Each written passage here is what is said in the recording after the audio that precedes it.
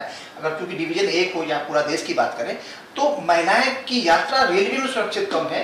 क्या police force की कमी है या कैसे देखते हैं इसको? नहीं, हमारे महिला की सुरक्षा करना सभी का उद्देश्य है और ये एक कम्युनिटी की भी उद्देश्य है, क्योंकि कोई भी महिला, आप कह रहे हैं कि अकेली ज़रूर है, लेकिन वो उस ट्रेन में, उस कोच में अकेली नहीं है। वहाँ पर उसके काफ़ी सहयोगी, हमारे सह यात्रीगण होते हैं। तो हम सारे एक साथ इकट्ठे हों और उस महिला की सुरक्षा करें।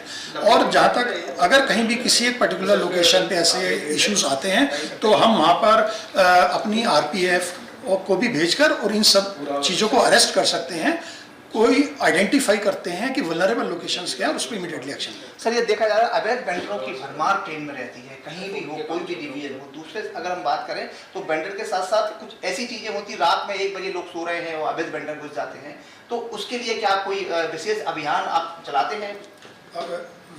इलीगल जो वेंडर्स हैं उनको कंट्रोल करने के लिए समय समय पर हम लोग एक ड्राइव चलाते हैं। अभी लास्ट वीक भी ड्राइव चलाई गई थी जिसमें काफ़ी वेंडर्स अरेस्ट हुए थे। तो ये इस ड्राइव को करने से इन चीज़ों पे हम लोग कंट्रोल कर लेते हैं, लेकिन देखा गया है कि कुछ समय के बाद में वो वापस आ जाते हैं। तो ये एक कंटिन्यूस एक्टिविटी है जिस पे कि हम कंटिन्यूसली काम कर रहे हैं। एक बार कंट्रोल करने से ये चीज़ें नहीं होती हैं, बार बार कंट्रोल कर रहे हैं। 2026-27 की क्या कार्य योजना है भोपाल डिवीजन की, कैसे देखते हैं? जी, 2026-27 में सबसे पहले तो हमारी डिवीज़न में जो ट्रेन का ऑपरेशन है उसको सेफ रखना, ये हमारी सबसे पहली प्रायोरिटी है। इस साल हमारा भोपाल रामगंज मंडी भी स्टेशन के काम चल रहे हैं, अमृत भारत स्टेशन के। अभी 13 अंडर प्रोग्रेस है, वो 13 भी इस वर्ष पूरे कर लिए जाएंगे। और यात्रियों की सुविधाएं देने के लिए, जैसे मैंने अभी बताया, कि कुछ स्पेशल ट्रेन्स भी चलेंगी और जो यात्रियों के लिए सुविधाएं होती हैं कि कहीं पर अगर ऊंचा प्लेटफॉर्म करना है, कहीं पे कवर शेड बढ़ाने हैं, पानी की व्यवस्था करनी है, ये सब भी रेलवे लगातार करती रहेगी। और दिव्यांगजन के लिए स्पेशल हमारा फोकस रहेगा कि सभी स्टेशन पे दिव्यांगजन से रिलेटेड हम लोग फैसिलिटी प्रोवाइड करें। सर, मेरा अंतिम सवाल है, ROB को लेकर भोपाल की बहुत बदनामी हुई है। रेलवे बहुत अच्छा काम करता है, एक ड्राइवर रेलवे का पायलट होता है, उस पर हजारों लोग उस पर भरोसा करते हैं, लेकिन जो ROB बना है ना सर, उससे कहीं कि भोपाल की छवि खराब हुई है।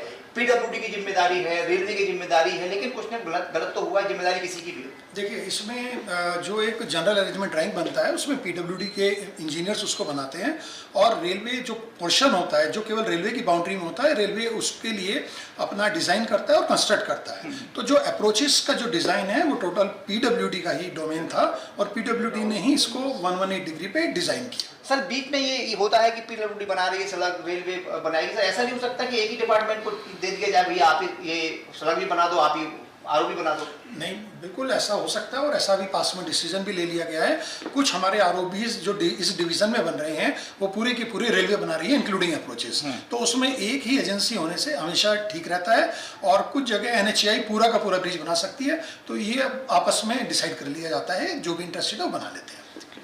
हमारे साथ थे DRM पंकज त्यागी साहब। साफ तौर पर जिस तरीके से उन्होंने कहा है कि भोपाल में 2025-26 में किसी तरह की कोई भी रेल दुर्घटना नहीं हुई, ये खुशी की बात है। साथ में सुरक्षा के लिए कड़े इंतजाम भी किए जा रहे हैं और वेंडर्स पर बराबर कार्रवाई की जा रही है। साथ में एक बड़ी महत्वपूर्ण बात उन्होंने कही है कि समाज की भी जिम्मेदारी है कि कोई भी महिला या कोई यात्री जा रहा हो तो उसके साथ साथ उसकी सुरक्षा करें।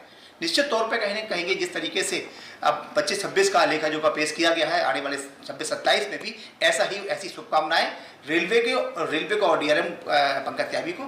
कैमरा पर्सन सुशील के साथ अरविंद चौहान, भोपाल।